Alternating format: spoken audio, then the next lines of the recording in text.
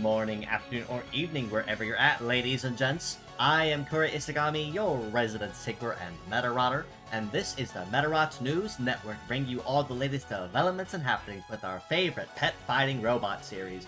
Now, as we crest into the early weeks of March, we do officially say farewell to the Grendizer U collaboration, and it seems that things will be slowing down just a little bit as we start a fresh month. But this time with a pair of faces that have just recently gotten officially established in the Medarot franchise entirely, and that is the official KBT and KWG starters of the new mobile game launched last month, Medarot Survivor. With the introduction of both ELPHAS SOMA and Bularis Mondi in Medarot S, this kind of crossover between two IPs of the same developer was honestly to be completely expected at one point before long, but still extremely exciting all the same for what these two do bring to the table. That being said, let's go ahead and jump right into what was officially announced for this week, starting of course with the gacha banners and who to expect in this coming week, since we do actually have more than one specific banner going up and two different types of boosted rates respectively. But that being said, for the main banners that are going up this week, of course, this week in particular, we'll be seeing the release of the official new KBT 17 ELPHAS SOMA with Power Missile, Power Rifle, Giga Gatling, Biped Legs, and the leg ability of Battle Master. And alongside him in tandem to celebrate his release into Medarot S is another Medarot Survivor exclusive that was dropped as a precursor to the game officially launching back in Medarot Day 2024, and that is DNT-01 Shadow Armor, with the kits of Hard Hammer, Fight Bash, Minus Attack, Wheeled Legs, and the leg ability of Heavy Arms. I do fully expect in this next week, when Bularis Mondi does drop, that we will probably be seeing Koga Senjo drop with him, but it is still going to be incredibly exciting all the same for what these two bring to the table. Shadow Armor already has made his mark as a very powerful and extremely bulky wheeled leg with the heavy arms ability he brings, but with ELPHAS SOMA bringing a much higher artillery shooting kit to the table, he's just as extremely user-friendly as any other KBT type in the series is, but with just a little bit more power behind the mechanism when it fires, which is always an open addition to any team that is looking for a high-powered shooter need. Now for the boosted rates, like I said, we have two different sets of boosted rates, one for ELPHAS SOMA's banner and the other for Shadow Armor's banner. But for ELPHAS SOMA specifically, we do see the rerun of two other very iconic faces well known in the KBT line in recent years. That includes KBT 14 Musha Beetle with Shooter Core, Long Shot, Charge Buster, Biped Legs, and Fortress, and KBT 15 and Zwei with Revive, Double Inferno, Biped Legs, and the leg ability of Bloodstain. Now honestly, just between these two and ELPHAS SOMA alone, you have a lot of really good parts that you can make good use of when looking for a high-power KBT shooter type. ELPHAS SOMA basically speaks for himself over how powerful he brings in being well-rounded. Musha Beetle also is an incredibly well-rounded one as well, with two shooter skills, a support skill, and a very nice damage reduction. And Zwei is probably going to be the most forwardly aggressive, with self-sacrifice arms and damage plus on her legs if she ends up breaking things more than once, and then a burst heal to bring back the arms again for another encore shot. So whether you end up with one of these two or even ELPHAS SOMA himself, you have a lot of really good opportunities for shooter parts all the same. Now, for Shadow Armor's banner, however, it's two very iconic and equal faces as well, and those are WEA-0 Beastmaster with Press, Napalm, Hyper Beam, Multi-Legs, and Trigger Happy, and WEA-01 God Emperor with Break, Hyper Missile, Laser, Multi-Legs, and the leg ability of Auto Charge. Now, again, you could honestly pick either banner and not really go wrong, because all 6 models being highlighted this week are incredibly versatile and useful in one form or another, and I really don't need to go into any particular explanation why. I did explain with Shadow Armor briefly, but Beastmaster and God Emperor, they basically speak for themselves. I really don't have to go into any further explanation. But it is also worth noting that both Beastmaster and God Emperor are also capable of tune-up bonuses for additional perks. These can include additional power output, success or heat or cool bonuses, or even extra perks to their overall leg speed or even leg abilities on top of that for some extra oomph and some extra power when triggering those. So you have a lot of very powerful and versatile options available, no matter which of the 6 models you end up with, or even just pieces of 1 or 2 or a few. You really can't go possibly wrong with any of the results you end up with. Now, for the Fierce Battles we have this week, starting the first week of March, it's going to be a very heavy mixed ailment coverage week as far as the 6 models that are officially available to us this week for farming. Starting us off on this top row here is LLY0 Lily Madonna with triple laser, tank legs, and Haja. GRM0 Wild Ukon with rifle, double hammer, biped legs, and radiator. And MNT0 Flat Stake with triple virus, sea legs, and acrobatics. On this bottom row, we have HPP01 Hippopotensia with conceal, double brake hammer, wheeled legs, and no guard. LBR0 Libra with gravity guard, anti-air, anti-sea, float legs, and primacy. And MOL0 Horny Devil with fire shot, double missile, wheeled legs, and desert type. Now, ultimately, there are a lot of very solid parts that you can collect with at least 1 or 2 or a few of between all 6 models here. Lily Madonna in particular for lasers, for basically free lasers for your mono female teams. Wild Ukon for your more conventional rifle or hammer attacks. Flat Stake for your turn skipping with virus if you do find yourself in need of them. Hippopotensia might be kind of the weird one because of wheeled legs and no guard, leaving her wide open, but Brake Hammer allowing her heavy punish is also exceptionally good as well. Libra for your anti-air and anti-sea coverage, and Horny Devil for your missile attacks, your AoEs, and your wheeled legs with desert type. For that reason, ultimately, I do have to give MVP of the week to Horny Devil, primarily because legs that give you an extra S rank on another terrain are honestly super good, because while everyone else might be struggling to use certain type of leg types which may or may not have specific weaknesses that you can capitalize on, such as, say, flight legs with anti-air, or anti-float, or float suppressed with float legs, and so on, having a leg type that gives you mastery on a terrain, but also not having any kind of weakness like that, is also very good to make use of as well. Everyone else is still worth collecting at least 1 or 2 parts of all the same, but Horny Devil is going to be the big MVP of the month for this reason.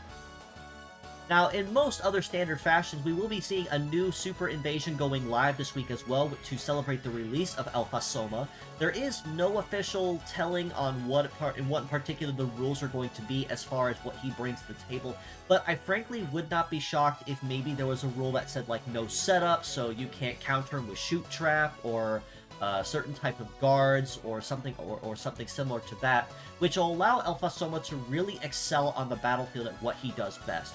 And that is pumping a lot of things full of lead with his very high power and extremely high artillery shooting kit that he brings to the table as an all-round shooting DPS. We do have one event that will be going live this week, as most likely part of a 2-parter in particular. This week we have the opportunity to earn the Heal Medal, which has a mastery in melee, defense, and setup, and leg masteries in biped, wield, and flight. We can also re-earn the previous event reward, PCV0 Gyrain, with a sword, double claw, biped legs, and P-loader, and we can also earn a new set of PvP tickets for this month's limited rewards, which I will of course get to in just a moment, because start of the month means new skins available in the shop and to be earned in PvP. This event specifically, or at least for the first part of it, will be ticket-based, so bonuses will stack per part equipped across the team. This week, we'll be highlighting the blue and the silver ticket bonuses specifically. For those blue ticket bonuses, as you see here, Answai, Musha Beetle, Arc Beetle D, and Ares will give you a +3 bonus per part equipped each. God Emperor and Beastmaster at a +2, and the Fierce Battles at a +1 each. For the Medarotters and blue ticket bonuses, the SR versions of Hisaki, Nozomi, Karen, Koji, and even Iku will give you a +3 for that blue ticket, a +2 for the N rank, and a +2 for the R rank, and a +1 for the N rank, respectively. For the silver ticket bonuses, which are your more premium rewards, naturally ELPHAS SOMA will be the big ticket here at a +3, whereas Shadow Armor will give you a +2 per part, and Gyrain at a +1. And the Medarotters here, of course, the SR versions of Arase, Ikki, Kawashimaru, and Salt at a +2, The R ranks specifically at a +1, so no N rank bonuses, unfortunately, for that silver ticket bonus. Ultimately, I think this one's going to be notably easier as far as bonuses are going to be concerned, because all the Medarotters listed, just the Medarotters alone, are going to be bonuses that everybody will have at least one or two of pretty quickly and pretty readily. So I really don't think a whole lot of people are going to have trouble farming this particular event and what it brings to the table. Now, as far as PvP is concerned, though, like I did say, new month means new skins that are going to be rerun and revealed.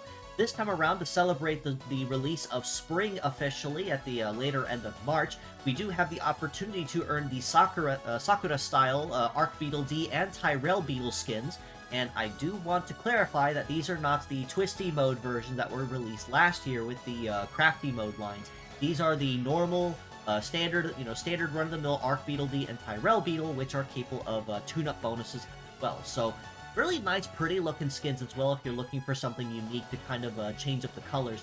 We also have an opportunity to re-earn the Hina Arare-style Ares from last year, and the Hina Doll-style Tomoe and Proto-Musha Samurai types will be added to the convenience store skin shop.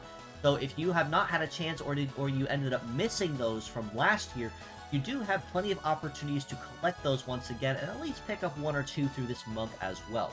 It is worth noting that all 5 of these will be having rerun banners specifically put up over the course of March for anyone that is looking, but being completely honest, given that all of these models are available in any other standard banner, there really is no real need in my opinion, but it is nice to have them as a just-in, especially now that standard Arc D and Tyrell Beetle are capable of tune-up bonuses, or just a couple extra perks as needed. Now, as far as MedaSurvivor is concerned, though, events will officially start kicking off in full swing with new bots and new rewards to be earned as well. This new event incoming will be featuring a fierce battle against Beastmaster, where we can earn ammunition to fight off against him for extra bonuses. So it's going to most likely take part much like standard events over these last couple weeks specifically, but honestly that's not going to be super hard, where you simply just have to complete a certain number of rounds, log in X number of days, and just KO a certain number of enemies. So it's going to be relatively easy in my personal opinion at least, and we'll have to see when that event does officially drop. Speaking of dropping though, it is also worth noting in MedaSurvivor that the first 2 iconic mascots of Medarot S when it was first released in 2020, which would be Cross Messiah and Fancy Ale, will be officially debuting in MedaSurvivor as well here next week, starting on the 12th of March. So roughly about this time next week, or at least starting tomorrow, next week tomorrow anyway, they will officially be dropping as models that players can pull for and try to collect in Medarot Survivor. Now, stepping away from game-related stuff, as always with the community, we are always looking for translators to assist us with any current projects or endeavors. Right now, with the current push toward Medarot 4 and the manga translations, we are always looking for some help with that. So if you are knowledgeable in coding, cleaning, Japanese, or have some time on your hands, or if you know somebody that might be, we are always appreciative of any efforts that you'd be willing to provide. This also applies specifically to being able to donate to the cause with a link provided below to Variant's crowdfunding, or even referring somebody to send our direction to ask about it instead. Because the more people we have to work on these projects, the faster and the more earnestly we can get to work on them and see even more progress of the Ikki Saga and even see it to its final close. Since Medarots 2 through 4 is the entire Ikki Saga from beginning to end before they introduce a brand new protag in Medarot 5, which is Koishimaru of Susitaki Village. Now, one final reminder, since the contest will be ending next week, so a little over a week to go, is the Ori Meta contest that we're hosting in the Project Rising Beetle server. So there is no theme prompt, so go in with your best and most creative designs. The contest will officially end on 3/15, so Saturday of next week, where I will then take about a week or so to deliberate over all the designs that were chosen, and then, based on the number of entrants that were received, decide on a number of winners of which ones will receive the specialized concept art drawn by yours truly on stream, as well as their award for winning the contest. So far, we've got a handful of really creative entries in there, and I'm really looking forward to seeing a whole bunch more banged out in the last week, and a little over a week and a half now, as a final hurrah, essentially, before the contest does officially close. Do join our Discord server officially for more rules and clarification on that. Now, one other really big piece of news that was brought to my attention earlier this morning is it seems like Producer-san decided that only choosing 2 winners for the official Orimeta contest wasn't necessarily a whole all that satisfactory, and basically spent 4 hours on stream kind of going back over a whole bunch of the other designs that were submitted to the contest that he really liked. And to my genuine shock and surprise, 3 of my designs and 1 of my dear friend Helm-chan, as you see here, were actually featured in his stream, as he offered some words to talk about it and even kind of highlight what was really interesting between him and the chat that was speaking with him as well. And I had to go back and look at it again. I was so excited seeing all those comments and hearing him talk about the designs and what he liked about it, and I can kind of understand why he wasn't super clear on what exactly the design of me, K Tinkerer, was specifically, but I'm okay with that. I'm not bothered with it, since it is kind of an off-the-wall one, and I can't help but kind of giggle at it, because out of all the designs I submitted, that was kind of the one I threw in last minute, not really paying attention to it, I guess I can say. But it is nice that I did kind of get some notoriety in that respect, and I'm now officially kind of, I guess, on Mr. Producer-san's map. With the reveal of this. A couple of my other designs featuring Gunman Clyde and Hisana Akuma, which are some older Orimetas I did, also featured. And my friend Helm-chan also had her design, Heatsmith, which was the winner of the previous Orimeta contest, featured as well in that contest that he really liked. So it absolutely made my day to see my art being talked about and highlighted, and it honestly just was absolutely amazing. It made my morning to see this. I just had to share this piece of news as kind of a really big milestone in MNN's history. So I'm super proud of that. I'm really happy, and I'm looking forward to the next contest where I can submit them all again and just kind of keep trying until I get until one of them ends up as an official winner. One final reminder before I do wrap us up is that I am always open for commissions, so if you are looking for an art design of a live 2D model ready to rig, 3D models fully rigged with the work, standard art, or emotes as you see here, with my prices and my rates. I will do basically anything, including mecha. The only things I really will not do are NSFW or gore, which is kind of standard since I like to keep myself particularly clean. But yes, if you are looking for any kind of art or collaborations with that, you can reach out to me on Discord, Twitter, or on Blue Sky, and we can most certainly try to find a waybill of what you're looking for and kind of bring your dream to reality of what you're looking for and what you need. But with all that being said, that does basically cover everything for this week's episode. So, like I said, it is a relatively quiet week as we start the beginning of March, but still exciting all the same, with the official release of ELPHAS SOMA and Bularis Mondi next week from Medarot Survivor as official tie-in between the two games. That being said, if you'd like to know more, you can follow us below on Facebook at the Medarot News Network page, or the Metabots Forever community on there I do also run and manage. You can also join us on Discord in the link provided and in the comments below to keep an even closer ear to the ground on the action. This includes any new links to merchandise, fan art, contests, my weekly episodes, or anything else of the like that's pertinent to our favorite fighting robots. That's the first place you're going to hear the news before it goes anywhere else on the net. You can also follow me personally on Twitter at IsagamiKura, same for Blue Sky or Discord. So if you have any questions, comments, feedbacks, or want to reach out either for a commission or a collaboration, there's always a seat here at the MNN, and I'm always down to collaborate with anyone else to try to play for a friendly game or a chat, or even having you here to learn the ropes of the business of being a Medarotter as well. Always happy to try to make something happen. Lastly, do give the official Medarot Survivor page a follow at Medarot SV, which has most certainly been picking up steam since the game's release. And of course, I do want to highlight my dear friend Helm-chan as well, since her design also got highlighted officially with Producer-san's art stream, or art review stream, I can call it, earlier this morning as well. But with all that being said, as always, I do appreciate you all for stopping in, just as you always do. And until next time, this is your host, Kura Isagami of the Medarot News Network, signing out.